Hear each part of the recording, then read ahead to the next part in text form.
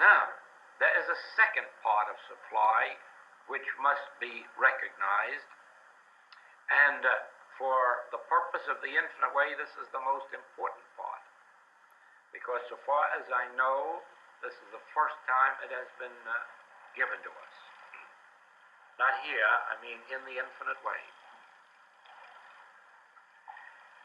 You have never seen supply.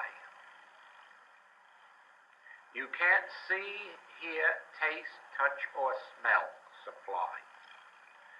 Supply doesn't exist in the visible realm. Supply is spirit or life. It is completely invisible, and you have an infinity of supply. You have no less supply than Jesus had, no less than Moses had, no less than Elisha had and Elijah had. And all you have to do is go back and study their demonstrations of supply and be shocked to know that they had such an infinity and proved it. And then to realize that we have exactly that same amount, not one farthing less. How do we arrive at that?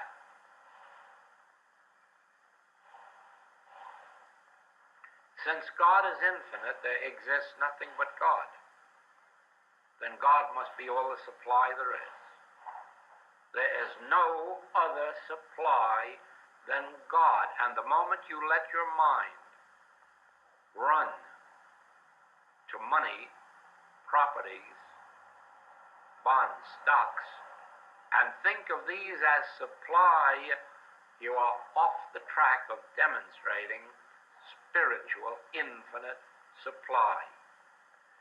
Supply has never been seen by anyone, for supply is the presence of God, Emmanuel, God with us. Now, your realization of the truth that God is closer to you than breathing and nearer than hands and feet is your realization and demonstration of the omnipresence and infinite nature of supply, since God is infinite. And God in its infinity is closer to you than breathing, nearer than hands and feet. Then, when you perceive this, you can begin to claim for yourself infinite abundance, closer than breathing, nearer than hands and feet, and really and truly not insult your own intelligence, because now you are claiming the presence of God in you, the presence of infinite God, omnipresent God. And now you need take no thought for your life, what you shall eat or what you shall drink, or wherewithal you shall be clothed, or where the next automobile is coming from, or the next vacation trip. Drop these from your mind, for they are the added things. In other words, our outward good are but the symbols of the omnipresence of supply. Our classes have seen it in this wise.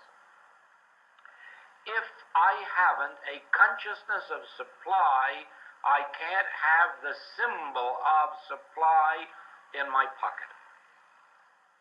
First, I must have the consciousness of supply, and then the symbol follows on top of that.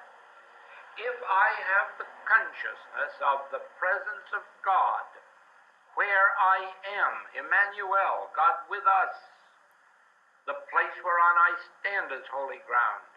Son, thou art ever with me, and all that I have is thine. When I have that consciousness, the symbols appear as they are needed.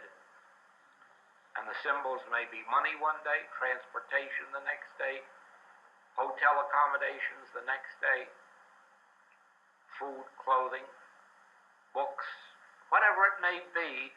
These appear, since these are but the symbols or outer expressions of supply. Supply itself has never been seen, heard, tasted, touched, or smelled. Supply is God. Supply is Spirit. Supply is the presence of the Lord with me. Supply is a life force that works through me.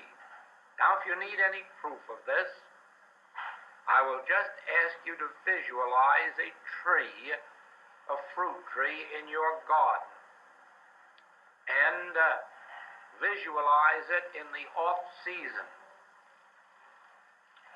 when there is no fruit and there are no blossoms on the tree. But you are not going to cut the tree down. Why not? There's no supply there. You know better than that. You know right now that there is a life force operating in and through that tree that is forming the sap that will go up in through the trunk, out into the branch, and appear later as a blossom, and then later as the fruit. So you are not fooled at all by the barren tree. You don't say the tree has no supply. You don't say the tree is useless. You don't say the tree lacks. You just look at that tree and thank you, Father. I know what's taking place inside that tree. So it is with us. It really makes no difference. It should make no difference to any of you. It makes no difference to me what the state of my outer sense or visible supply may be at any given moment. If a hurricane came and blew it all away, I would still be where I am, and the life force would still be operating in my consciousness, and with a little patience, the blossoms and the fruit would appear again in the forms of dollar bills or whatever the need might be. All that is necessary is the recognition of this truth. There is a life force operating in you as it is in the trees. Why hasn't it become visible in greater measure? Because your consciousness wasn't attuned to the invisible, but to the visible. And most of the time, we have been trying to create in the visible. And you see, you can't multiply loaves and fishes in the visible. You cannot multiply dollars in the visible. If I start multiplying these, I'll go to jail very quickly. So if I want more of these, I must not multiply out here in the visible. I must do my multiplying in the invisible. And the manner of it is to realize that God is supply. God is closer to me than breathing, nearer than hands and feet. Therefore, my supply is closer to me than breathing. That God is infinite, therefore my supply is infinite. And like the fruit tree, heaven help the person who lets their fruit stay on that tree and doesn't pluck it. They will soon learn how quickly a tree can dry up and give forth no more fruit. It is only as we pluck the tree, as we take the fruit off and the flowers from the flower bushes, that this life force immediately goes to work to push out twice as many as it had before. So it is with our supply. It is only in proportion as we can love our neighbor, give out love, give out forgiveness, give out cooperation, always without seeking a return. Only the Indian giver gives and then seeks the return.